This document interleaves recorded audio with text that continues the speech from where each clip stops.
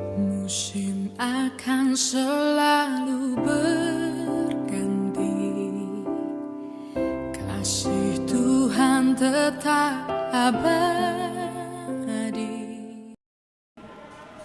Shalom! How are you today? We will begin our worship today. I would like to invite you to stand up, please. Let us praise God. Let all of us sing a song.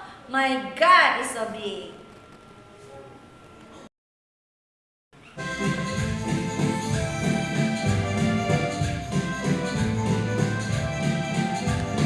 God is so big, so strong and so mighty. There's nothing my God cannot do. Oh, my God is so big, so strong and so mighty. There's nothing my God cannot do. Oh, He made the trees, He made the rivers, He made the elephants too. Oh, my God is so big, so strong and so mighty. There's nothing my God cannot do. Oh. Okay, let's open our worship with prayer. Fold your hands, close your eyes, let us pray. Dear Lord Jesus, we thank you for the time that you gave to us. Now we will worship together. Please bless our worship today. In your holy name we pray. Amen.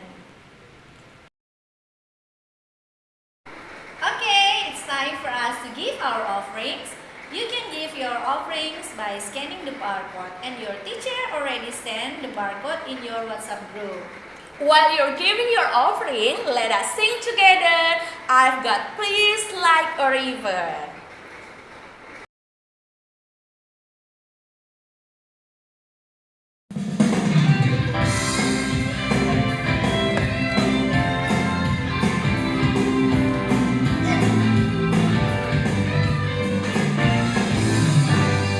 I've got peace like a river. I have peace like a river. I've got peace like a river in my soul. I've got peace like a river. I've got peace like a river. I've got peace like a river in my soul. I've got love like an ocean. I've got love like an ocean. I've got love like an ocean in my soul. I've got love like an ocean. I've got love like an ocean. I've got love like an ocean in my soul. Now it's time for us to read the Holy Bible. Let us prepare our mind and our heart to read the Holy Bible and listen to the Bible story. But before that, let us sing together, Give Me Oil in My Lamp.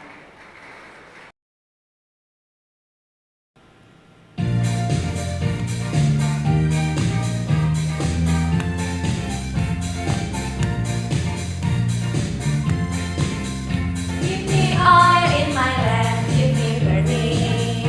Give me oil in my lamp, I pray. Give me oil in my lamp, give me burning.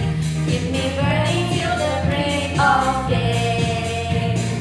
Sing Hosanna, sing Hosanna, sing Hosanna to the King of Kings. Sing Hosanna, sing Hosanna, sing Hosanna to the King of Kings. Shalom adik-adik yang diberkati Tuhan. Baiklah, pada saat ini tiba waktunya kita akan mendengarkan cerita firman Tuhan ya. Tapi sebelumnya saya ingin mengajak kita semua untuk bersatu di dalam doa. Kita berdoa. Tuhan Yesus, sahabat kami yang baik, terima kasih karena kasih setiamu tidak pernah berkesudahan dalam kehidupan kami anak-anak-Mu. Terima kasih atas segala kebaikan Tuhan dalam kehidupan kami. Saat ini kami hendak menyiapkan hati kami untuk mendengar firman-Mu. Tolong kami Tuhan agar kami boleh mengerti cerita firman yang akan kami renungkan saat ini. Di dalam nama Tuhan Yesus kami berdoa. Amin. Ya, Adik-adik yang diberkati Tuhan, mungkin sebagian dari kita ya yang ada saat ini yang mengikuti ibadah ini secara virtual sudah pernah mendengar cerita tentang Nabi Nuh ya di sekolah minggu mungkin ya, atau pernah diceritakan oleh mama dan papa kita atau kakak kita di rumah ya. Nah, kalau seandainya adik-adik sudah pernah mendengar cerita ini, boleh dong kita tebak-tebakan ya. Coba kita ada ujian ya. Kalau benar-benar adik-adik mungkin sudah pernah mendengar cerita ini, oke, kita tebak-tebakan ya. Nah, dalam kisah Nabi Nuh ya. Oke. Nah, kisah Nabi Nuh ini diceritakan ya di dalam Alkitab bahwa pada saat atau pada masa kehidupan Nabi Nuh, orang-orang di sekitarnya itu hidupnya di dalam dosa. Ya. Setiap hari mereka melakukan kejahatan, saling membunuh, mencuri, melakukan tindakan-tindakan kekerasan, di mana semua itu membuat hati Tuhan merasa marah ya. Karena orang-orang yang ada pada saat itu hidupnya tidak berkenan di hadapan Tuhan. Mereka suka berbuat kejahatan adik-adik. Nah, sehingga Tuhan murka kepada mereka dan hendak mendatangkan penghukuman. Nah, sehingga Nabi Nuh pada saat itu diperintahkan Tuhan untuk membangun sesuatu yang besar. Nah, adik-adik, coba kita tebak-tebakan. Kira-kira apa yang diperintahkan Tuhan untuk dibangun oleh Nuh? Sesuatu yang besar itu apa? Ada yang tahu? Coba sebutkan sekarang. Apa? Iya, betul sekali. Tuhan memerintahkan Nabi Nuh untuk membuat bahtera ya, atau kapal yang besar. Setelah mendengar itu, Nuh langsung menaati perintah Tuhan. Ketika Tuhan bilang, Nuh, bangunlah sebuah bahtera. Maka Nuh ini langsung membangun bahtera yang besar bersama dengan anak-anaknya, bersama dengan keluarganya. Ya, mereka pada saat itu tinggal di tempat yang ya jauh dari laut ya, seperti padang gurun seperti itu. Sehingga ketika Nuh itu membangun bahtera, orang-orang pada ketawa. Ini Nuh mau bangun apa? Ini orang gila mungkin ya. Masa bangun bahtera di atas gunung seperti itu, di tempat yang tandus, di tempat yang kering seperti ini. Wah, ini jangan-jangan Nuh ini sudah gila ya. Tapi sementara dia membangun bahtera itu ya, dalam Alkitab dicatat kurang lebih ada 120 tahun adik-adik Nuh membangun bahtera itu. Dan selama 120 tahun itu Nuh kerjaannya bukan hanya membangun bahtera, tapi dia berkhotbah menyuarakan agar supaya orang-orang yang ada pada saat itu mau bertobat dan berbalik kepada Tuhan supaya memperoleh keselamatan. Nah, sayang sekali adik-adik. Selama 120 tahun Nuh berkhotbah, tidak ada yang mendengarkan dia. Sebaliknya orang-orang malah menertawakan Nuh dan keluarganya. Wah, sampai akhirnya penghukuman itu datang ya. Nah, kita sudah tahu pasti ya ceritanya seperti apa. Ketika penghukuman itu datang, hujan mulai turun 40 hari 40 malam lamanya. Dan lama-kelamaan air itu mulai naik dan membuat bahtera itu mengapung. Air menutupi semua daratan yang ada di bumi. Semua gunung, semua tumbuh-tumbuhan, semua binatang-binatang buas itu tenggelam. Yang diselamatkan Tuhan hanya Nuh dan binatang-binatang yang terpilih, yang dipilih untuk masuk di dalam bahtera itu. Nah, adik-adik, Nuh diselamatkan bukan karena ia suka berbuat kebaikan. Nuh diselamatkan bukan karena dia orang yang taat kepada Tuhan, tetapi Nuh diselamatkan karena Allah bermurah hati kepada Nuh. Allah bermurah hati kepada Nuh. Menyadari itu, Nuh hidupnya taat kepada Tuhan. Atas kemurahan hati Tuhan, atas cinta kasih Tuhan kepada Nuh, sehingga Nuh itu diselamatkan dan keluarganya. Sekaligus tentunya Nuh taat mendengar apa yang diperintahkan Tuhan. Seperti itu. Sehingga ketika penghukuman itu tiba adik-adik, Nuh dan keluarganya itu diselamatkan dari bencana air bah yang besar sekali yang menenggelamkan hampir semua orang pada saat itu. Nah adik-adik ya, dari kisah Nuh ini kita belajar beberapa hal ya. Pertama, Tuhan itu adalah Tuhan yang penuh kasih adik-adik ya.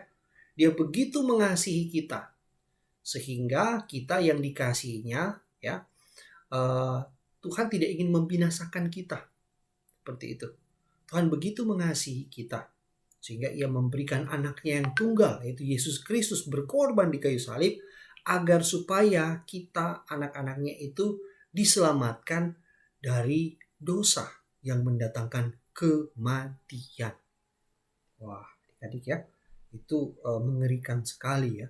Karena Tuhan mengasihi kita, Tuhan tidak ingin salah satu dari kita itu mati karena dosa, mati karena maut, sehingga Dia datang mencari kita dan menyelamatkan kita. Tuhan bermurah hati kepada kita semua, anak-anaknya. Kedua, karena Tuhan bermurah hati kepada kita semua, adik-adik, maka Tuhan ingin kita taat kepadanya. Ya, kita semua diselamatkan Tuhan dari maut, dari kematian, dari hukuman dosa. Tuhan selamatkan karena Dia mengasihi kita. Nah, kita yang sudah diselamatkan, saya dan adik-adik yang ada di rumah, itu harus merespon itu dengan hidup mengucap syukur kepada Tuhan, adik-adik. Kita hidup takut akan Tuhan. Dengar-dengaran kepada orang tua merupakan salah satu bentuk kita taat kepada Tuhan, ya. Seperti itu, karena Tuhan sudah berbuat baik lebih dulu kepada kita semua, adik-adik. Ya. Yang ketiga, mari kita mengucap syukur atas segala kebaikan Tuhan. Dan salah satu bentuk ungkapan syukur kita adalah kita mau hidup menyenangkan hati Tuhan.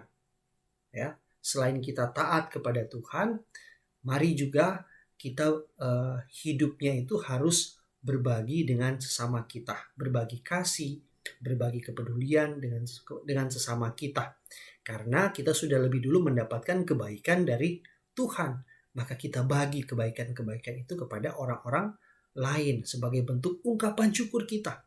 Karena kita semua sudah diselamatkan dari bahaya maut, ya, dari hukuman dosa. Kita adik-adik tidak bisa menyelamatkan diri kita dari dosa.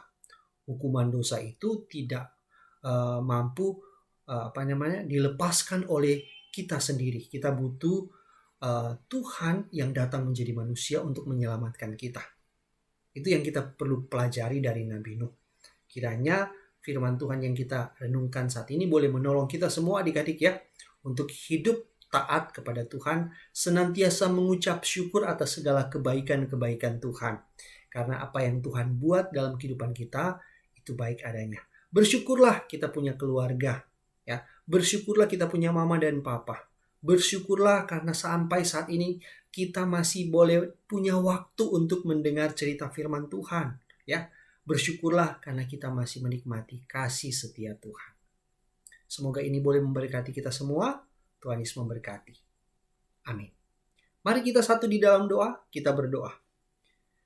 Tuhan Yesus, terima kasih untuk firman yang boleh kami renungkan pada kesempatan ini. Tolong kami Tuhan Yesus, agar kami semua boleh hidup layak di hadapan Tuhan. Kami senantiasa mengucap syukur untuk segala kebaikan Tuhan, dan Roh Kudus boleh menolong kami anak-anak-Mu untuk boleh hidup taat kepada Tuhan, taat kepada orang tua kami, dengar-dengaran kepada mama papa kami, dengar-dengaran kepada guru-guru kami, sehingga kami boleh menyenangkan hati Tuhan dan kami diberkati. Terima kasih Tuhan, ini doa kami di dalam nama Tuhan Yesus kami berdoa. Amin. Demikian firman Tuhan kita pada pagi hari ini. Semoga boleh memberkati kita semua. Shalom dan kita jumpa di lain kesempatan lagi. Sampai jumpa.